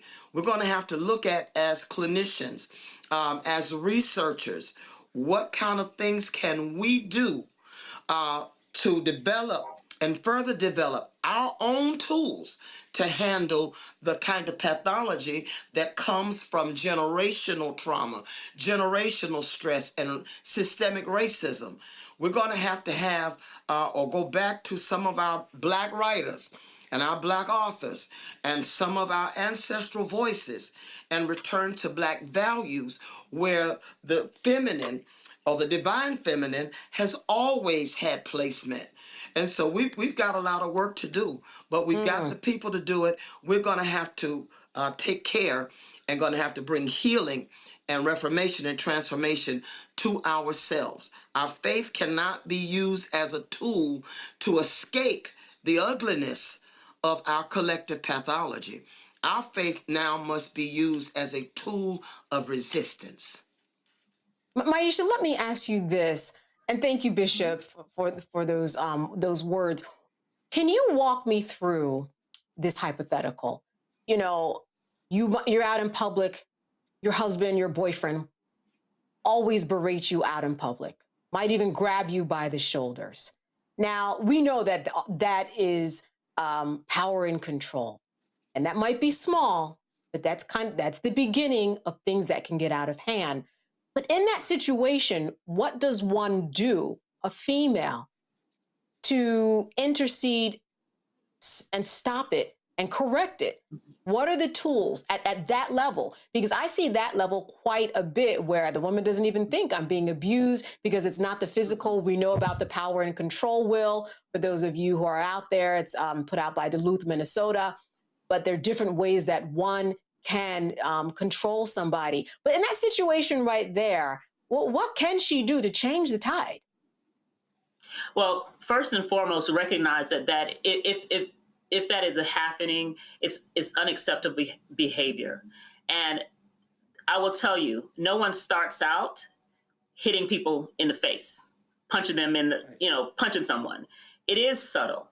There's a lot of things that are going to happen that are subtle, but those are the accumulation of red flags that we need to be on the lookout for. So if you're in a situation, one where you are feeling coerced or feeling uneasy in the manner that you just described, take note of that behavior and recognize that that is behavior that is likely to accumulate and become more and more and more, because most especially if your response to that behavior is they got control. They were able to coerce you into behaving a way that's different than what you intended to behave. Because again, that's what's at the beginning of these types of relationships, is people who use subtle tactics at first. If that works, it may stay subtle for a while. But if it doesn't work, then it's just going to escalate to more and more and more. And what you described is only the tip of the iceberg. There's a lot of things that happen early in relationships that people need to understand the accumulation of red flags and how those things can ultimately end up in, oh, I'm in an abusive relationship. People who enter relationships absolutely. So, and let me give you a couple of things that stand out in my mind and that I've experienced working directly with survivors for as many years as I have.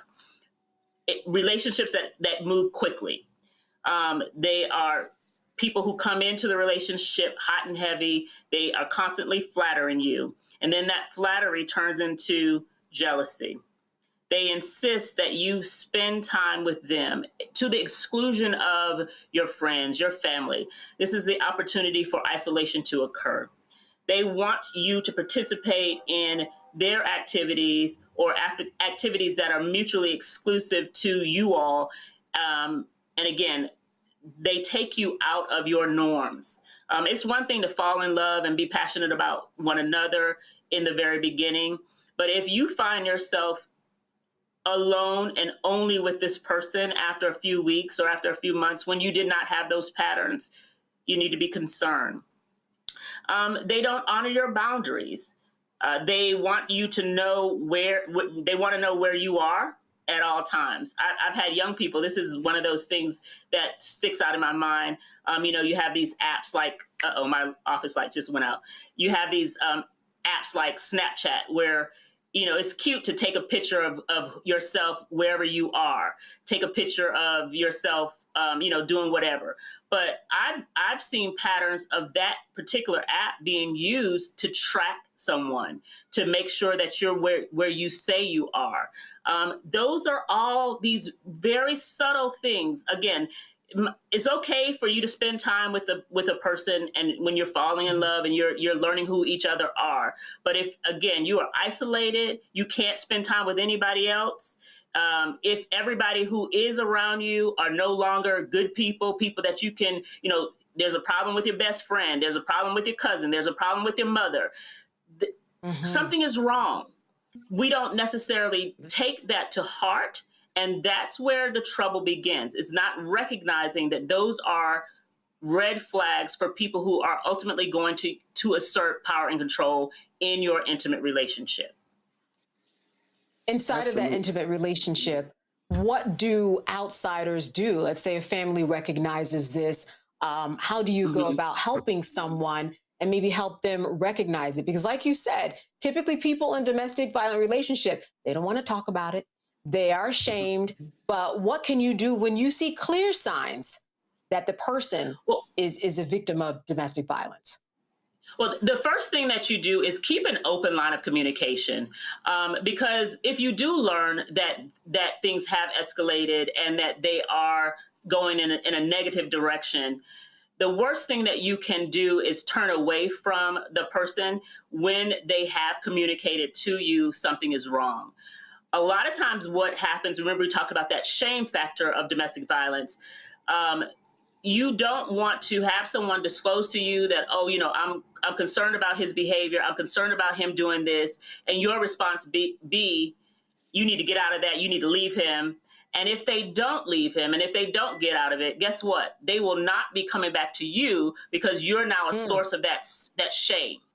A source of that place where they don't feel heard anymore. So keeping an open mind and keeping the judgment violence-free zone is really, really critical to being a resource and an ally to someone when they ultimately do decide to leave that relationship. Because I will assure you that people who are in domestic violence relationships do not want to leave their relationships. What they want is for the behavior that is negative toward them to stop. And unfortunately, they will not be able to stop or control that person's behavior by being compliant. By all they're doing is decreasing and decreasing and decreasing and losing their autonomy, but they are not changing that abuser. What they're doing is training that abuser to know this is working. I have beat her down. I have isolated her. I am in control. And so once that starts to happen and they really truly are isolated and without resources, it makes it even that much harder for them to leave that relationship. So as an outsider looking in, learn to not judge, always be a listening ear for them. I can't tell you how many women that I have started a divorce with and had to kind of stop the process. And I know that they're not accepting my call because they want to get back with that person. But guess what? I'm going to still be here because at the end of the day, I know that that person is dangerous for them. I know that they are at risk for real harm. And I don't ever want to shut somebody out to the point that they lose an actual resource that could allow them to get out of that relationship safely. So that's what you have to think about as a loved one, as an outsider who's observing and watching someone who you love turn inward, lose themselves, get beat down, both mentally and physically, and still stay there and want to try to help them. All right, I want to bring my panel in. I want to start with you, Dr. Walker. Questions for Maisha or Bishop? Yeah, thank you for this really important conversation. We need to continue to have it, particularly in the Black community. One of the things I want to talk about, and in the clinicians, can we talk about ACEs, adverse childhood experiences, in terms of how children are impacted in the long-term trauma they experience when they view intimate partner violence? Yeah. So for those in the audience who don't know what adverse childhood experiences are, it is children who are impacted by domestic violence, seeing domestic violence in their homes. Oftentimes, the most immediate response is their own behavioral issues show up either in school or in public spaces where, they might have been a kid who was well-behaved or normally behaved, and then that behavior starts to change. And it can also continue to evolve depending on the age of the child. So we're talking about younger children. You'll see behavior changes, usually for the negative, usually in the form of maybe violence, maybe children not listening, being defiant. As they age and increase in their understanding about the dynamics of domestic violence and witnessing that in their homes, what you will oftentimes see is children picking a side. They will ultimately mirror the behavior of survivors or the abused, or they may mirror the behavior of the perpetrators. And it sometimes lines up with gender, but not always. It's just something that does happen where when kids are seeing domestic violence occur in their home, those are some of the immediate responses. Younger kids also have developmental issues. You can interrupt their capacity, their abilities as far as their cognitive development as a result of seeing this type of violence and experiencing that harm or watching that harm on a regular basis. They deal with PTSD and some of the mental health issues that occur by having those traumas occur based on just the actual observation of violence, not necessarily even them physically being harmed or assaulted themselves. All right, Teresa, a question for Bishop or Maisha? Yes. Yeah, Maisha and Dr. Heyman, thank you so much for that deep dive into domestic violence. I actually work with a client of mine whose job is to do PFA orders. I think one of my questions for you is, with this newer generation coming up, not millennials, but I believe it's Generation Y or Z, but the younger generation, How are they supposed to identify some of these signs, especially on social media? Social media is kind of like the new app for social conversations and connection. So how do they make sure that they are starting to see these signs, just even maybe verbally inside of these group chats and direct messages? Yeah, earlier I was talking about Snapchat and using those types of apps for the purpose of controlling the other by, you know, confirming where you are, show me your location. They can see where each other are on a regular basis. And in the past, we didn't have those easy ways to, for lack of a better word, stalk someone, right? The communication style in social media, how you're communicated to, what do the DMs and the direct messages look like? Is the same type of verbal abuse being used through text messages? Are you being shamed by social media, whether that be using intimate photos in a derogatory or negative way? Those are things that are happening with our young people on a regular basis, and they're not necessarily identifying those things as coercive control. They're not identifying it as domestic abuse. They just see it as that's what's happening. Oh, I can't tell you how many times, oh, miss, he's tripping. Just this sort of minimization of bad behavior, but in the way that they communicate. And that is, and unfortunately, it is, again, pervasive. It is opportunistic. It's just something that's at the ready, and it's being minimized and not explained in a way that they recognize is unacceptable. I should not have to tolerate this level of communication. I shouldn't have to show somebody where I am and they be able to track me at all times. I should be able to move around freely. I shouldn't give up my sports or give up the things that I like or the friends that I like because I also like this person. Bringing that to their attention and letting them understand that those behaviors and expectations by someone who says that they care about you and love you is very much problematic.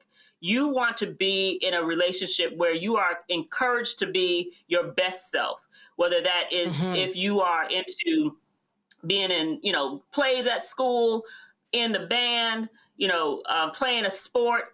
The person who cares about you should be supportive of those things, not minimizing those things, telling you to skip those things, telling you to retreat from, the friends that you have, especially when those friends have a positive influence on you.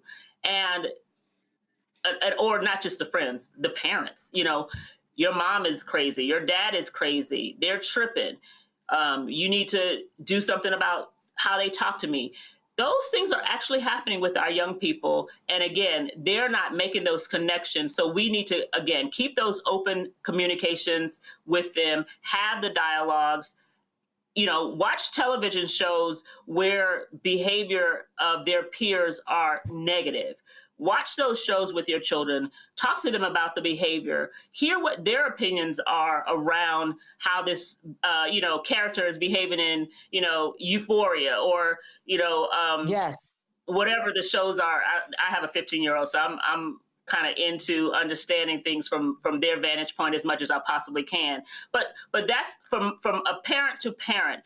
That's what we should be doing, is we should be engaging as much as we possibly can, keeping dialogue with our young people, and not, again, we can judge, but we have to judge in a way that doesn't offend to the point where they isolate themselves or break that communication. Or if you know that you have a reliable friend or reliable family member that they will communicate with, then encourage that dynamic. Whatever you do, do not break the lines of communication, and educate your children as much as you possibly can and influence them as much as you possibly can about what healthy relationships look like, what should be the communication that you receive someone who again, professes to love you, care about you. How should that look? Model that behavior as much as you possibly can. Can I jump in here for a second? Yes, Bishop, please go ahead. Okay. I think also it is important that we understand that as much as our children are exposed to violence and to social media, we're, over a third of young people in 30 countries are reporting about being cyberbullied and all of this. They begin to skip school, and certainly we begin to see certain behaviors of acting out in the school. Beyond this, we have to look also at the conditioning of our children who hear the violence in the music. They see the violence modeled online, the videos, in the comment sections, the viral arguments between couples and things like that. So we need to understand also that this is literally changing. Something up in front of them is literally changing the neurological pathways of the prefrontal cortex. And so while they are looking at mature stuff, their brains have yet to mature.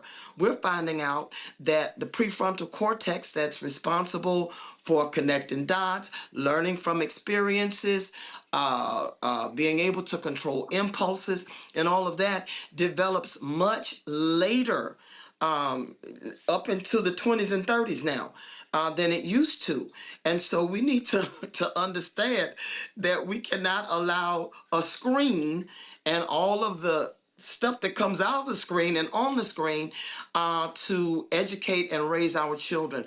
They should look for certain things. If somebody starts to tell you, like, don't tell your parents this, or don't tell nobody this, or they start to tell you things about their trauma and then your trauma, and then this starts off with the trauma bonding, certain kind of trigger words that you see when you respond certain ways, and they come at you with the vitriol and the gaslighting and all of that, or they're pressuring you to send images or to send pictures in the inbox, or they're as she began talking about, they begin to charm you and to literally massage every area where you are insecure or where you don't feel validated. They're going to turn on all of that charm until literally something in the brain is released that you literally become addicted to. Some of the reasons why women don't leave is because as soon as they threaten to leave, because it's a codependent relationship and a lot of displaced aggression, where the men can't strike out at who they're really angry at, so they do it where they can, and they know not going to get in a lot of trouble. But even then, when they come back and they buy you back, and I'm sorry, and da-da-da-da-da, and even when they go off on them online, you made me angry, why you make me do that? There's things going on neurologically in the brain that almost becomes like an addiction. And so it is difficult. We have to sit with our children, as she said, begin to have conversations, we got to monitor what's going on in our children. There is no substitute for raising. There is no substitute for quality time. There is no substitute for educating your own children and teaching them how to draw boundaries and teaching them certain things to look out for and keeping, even with your kids, I know you be wanting to knock them out, but even with your kids, keeping a kind of judgment-free zone so that they feel safe to have conversations with you without feeling like you're gonna be displeased or, without feeling like I'm doing something wrong or I'm bad. We need to be very intentional about positively reinforcing any good thing that we find in our children, any good behavior. Shape it by reinforcement and reward, and constantly teach them their value. Constantly teach them their value. All right, Patrick. Thank you both for your work and your labor in this area. Bishop, I want to keep you talking for a minute. I'm deeply fascinated by your articulation of what the problem is and how you marry it to your theology. My question, and it maybe comes on a couple of different levels. Have you found much resistance in having conversations with church leaders or pastors specifically who happen to be men about centering intimate partner violence, because you and I probably both can agree that intimate partner violence is not tertiary and not a tertiary issue for the church. It is central, but to acknowledge it as being central then would mean that it is an epidemic, to which it actually is. And perhaps people don't want to come to church for that. And so we push it off to the side or act like it's not happening. And so my question is, have you found resistance in having the conversation? And then on a systemic level, how have you imagined we can equip the Black church in order to center these issues with our language and with our programs to make the church a more safe space for women? Absolutely. That's loaded. But yes, there is pushback, particularly with men. Some of it is indoctrination. Some of it is belief system. And some of it is, again, the whole concept of control. This stuff does not sell. This stuff does not raise offerings. This stuff does not draw a crowd. And so even in trying to make a comeback from the pandemic and COVID, we're using all kinds of things to draw people back to church. But I think if we would actually remove some of the hyper spirituality of, late in the midnight hour, God gonna turn it around. That's nice. But for most of us, that didn't happen. Let Jesus fix it. Okay, well, Jesus didn't break it. The system is broken, and we are a broken people. So we're going to have to marry, if you will, the prophetic and the psychological. We're going to have to synthesize the scientific and the sacred. We're going to have to synthesize our psychology and our theology to recognize that they never should have been dualistic. They are not dichotomous. They are one and the same. We have in our congregation, we have teachers, we have marriage and family therapists, we have psychologists, we have social workers. Those people need to be employed, whether by money or whether by paying it forward or paying it back. We need to pull those people in among our eldership, among our associates, because if we don't use the tools that we have within, then we force people to go outside, and they end up going outside to other people who know nothing about us, who know nothing about our Blackness, who know nothing about our experience, who know nothing about our trauma. And so we're going to have to use who we have and understand that healing is not just something supernatural.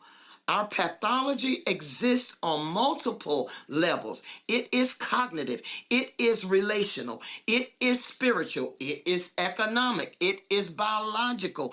It is psychological and emotional.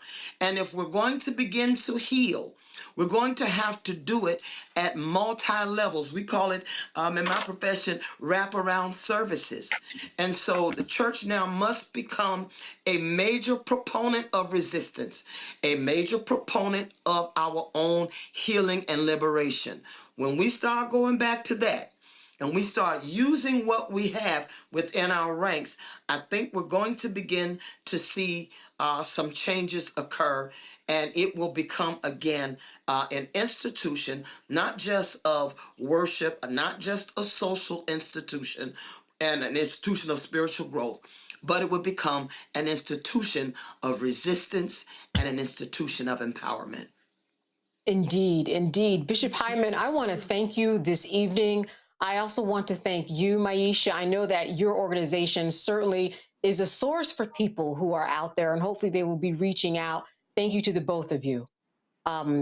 Before we go, I also want to just share that if you or someone else that you know needs help, here are the numbers of the Domestic Violence Hotline, National Domestic Violence Hotline, 1-800-799-SAFE, that's 7233, and 1-800-799 855-787-3324. Then there's the National Center for Victims of Crime at 855-484-2846, and that's 855-4-VICTIM. And finally, Strong Hearts Native Helpline at 844-762-8483. Make sure that you stay with us for the continuation of our coverage every single day this week as we deal with this traumatic domestic violence that has been affecting our community, not just in the past few months or few weeks, but for decades and decades. And it is time for us to address it in this way. All right, you're watching Roland Martin Unfiltered. We will be back after the break. I'm Brittany Noble, Midwest-born, HBCU educated with experience in newsrooms across the country. Well, I've teamed up with Roland Martin to bring to you The Breakdown. This isn't just news. It's our stories, our voice, our community. Join me for The Breakdown, Monday through Friday at midday, only on the Black Star Network. Hey, everybody, I'm T.D. Jakes, and I want to encourage you to watch Roland Martin Unfiltered. It'll blow your mind.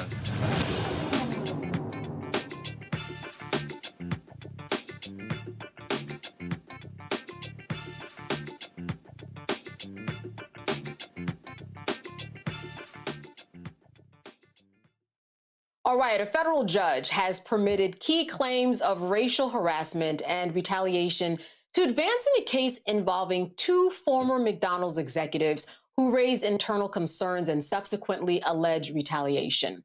The lawsuit, filed by former Black McDonald's franchise operators, alleges disparities in store placement, grading, support, and expansion opportunities. Former McDonald's franchisee Van Jakes joins us now to discuss why it was important for the judge to allow this case to proceed to trial. Thank you so much for being with us today, Van. Thank you for having us. Yeah. So for people who haven't been following this, I mean, we certainly know that this has been in the news for a while, but what are some of the issues that we're dealing with that you want to make sure the public knows that are about to be adjudicated because of this case? Yeah, we've been waiting a long time just to get our day in court as you speak. These are separate cases, but we got similar situations in terms of standards. You know, you should have one standard, but there was two different standards. You know, some for white operators, some for Black operators, some for white employees, some for the Black employees. The two female Black employees are getting their chance in court, hopefully in September, and we hope to be right after them so we can have our day in court and get to discovery so we can get to the facts. Mm-hmm. These facts, what exactly are there? I mean, I listed a few of them, for example, in terms of store placement, grading. I would imagine, obviously, that the store placement is, I mean, you might get more foot traffic and better customers when you're on one corner as opposed to another corner. Explain to me how some of these things played out, like the store placement as well as the grading. You don't get the choice to determine where you want your store to be. Is it assigned? Well, it's McDonald's supposedly has a system called the National Restaurant Business Standards, right? So everybody should have the same standards in terms of how you're grading, when you can get a new store, where you can get a new store. But when I became an operator, I didn't know there were different standards for white operators and Black operators because I was in the system. And when they tell you, you got X, Y, Z to do, you got to do X, Y, to Z and do. But that's a financial cost. If the white operator doesn't have to do those same costs, then who makes more money, the white operator or the Black operator? Of course, the white operator. That's one of the cases. Then you got so many terms of getting a new store. They are limited where you get your new stores at. So there's so many things that we didn't find out, me personally, until I left the system, that there were different standards, and it should have been one standard, National Restaurant Business Standards, and that's what we want to hold them to.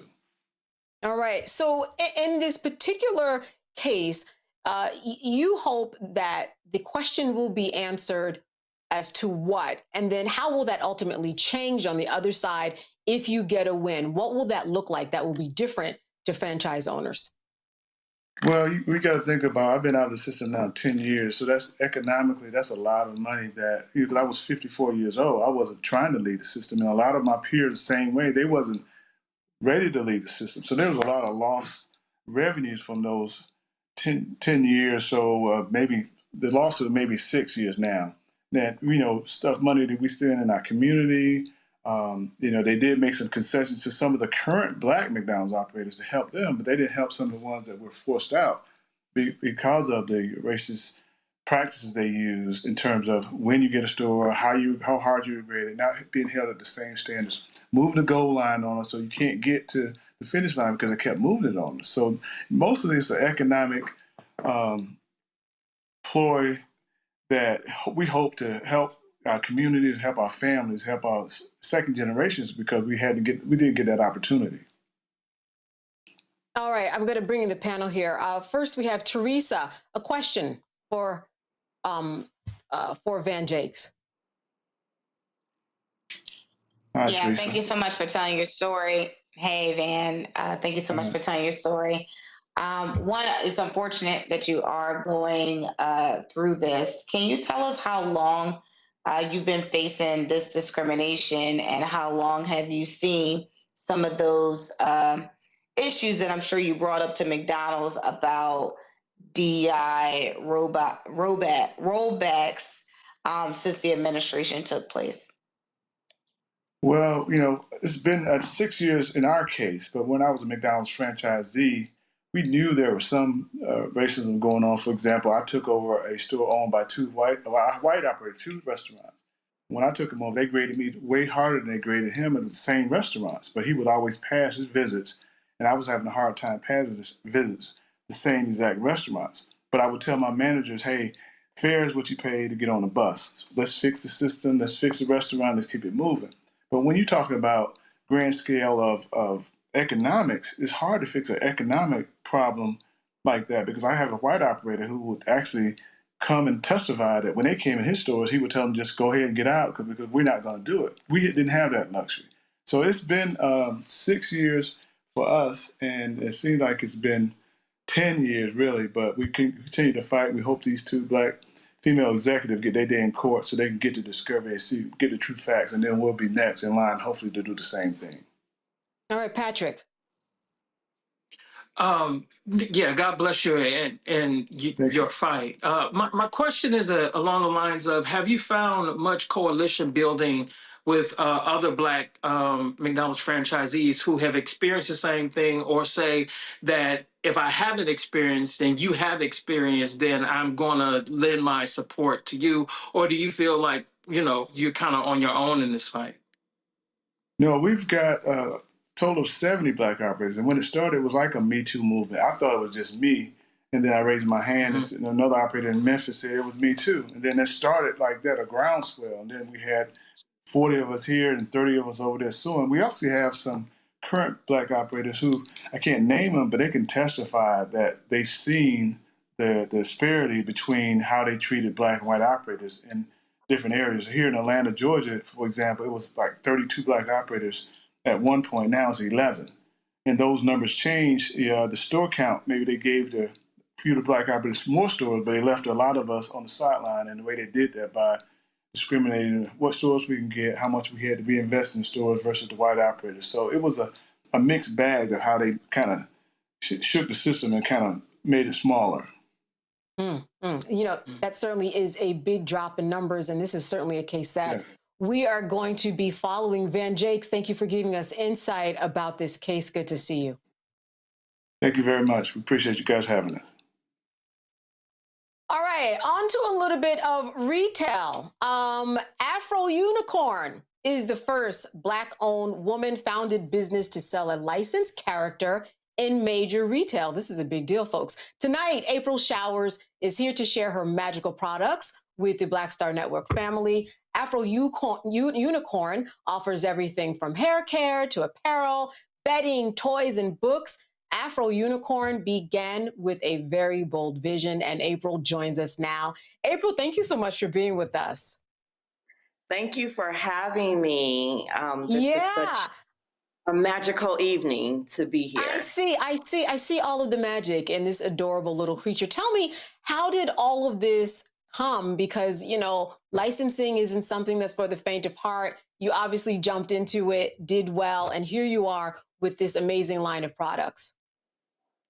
So Afro Unicorn launched back in 2019. It was a print-on-demand company when I first launched it, just selling shirts and any items that I could get my hands on.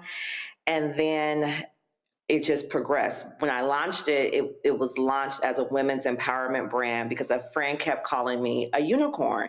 And I asked him, why do you keep referring to me as a unicorn? He said, well, April, you're running your businesses.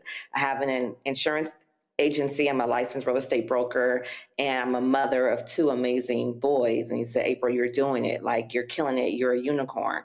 I didn't know much about unicorns. I looked them up. I saw they were unique. They were mystical. I said, I'm definitely unique. I'm all things Black girl magic. So I started to use the emoji in our phones. Until one day it just hit me, like, why is it only white? Like, why is it that these characteristics only represent white? So I didn't like it. I went back out to go find a unicorn that looked like me. I couldn't find one. And so I decided to create it to be the change that I wanted to see, but then also to find my tribe of other women unicorns. So what started as a women's empowerment movement quickly grew into a children's representation brand as well. So I set it to empower, not even realizing that I was really changing the game on how children viewed themselves and the products that they see. And I'm the first Black woman to have a fully licensed character brand in major retail. Wow. I mean, kids love unicorns. Talk to me about your journey into getting into licensing it, and then as well as getting it into major stores. Not an easy task. No, it's not, but it's magical over here. So we definitely are not the norm. Afro Unicorn, when I first launched the brand, again, it was launched as a women's empowerment brand. So we had the likes of Tiffany Henyard, Alicia Keys, Sherry Shepherd, all these women that were rocking and wearing the brand. And then the children started to wear the brand. So then there was a video that went viral of a young girl wearing the shirt, and someone walked by her and said, I love your hair. And she said, thank you, it's an afro. So when she said that, the video just went everywhere. Months later, Oprah found it and they posted it on the Oprah Daily's page. And then the buyer at Walmart saw it and then reached out and said, hey, I'm missing this type of diversity on my shelves. I'm missing this type of grassroots organic brand on my shelves. And I would love to bring you in and introduce you to the licensing space. So when I say it was magical, it was definitely magical. And I was introduced and I was brought in. And once you're in the licensing space, it's a very small knit community. Everybody is like a 2 degree removed. And so they know everyone. So when you get with the party supply guy, and then he knows the underwear, and the underwear people know the hair accessories, and the hair accessories know the apparel.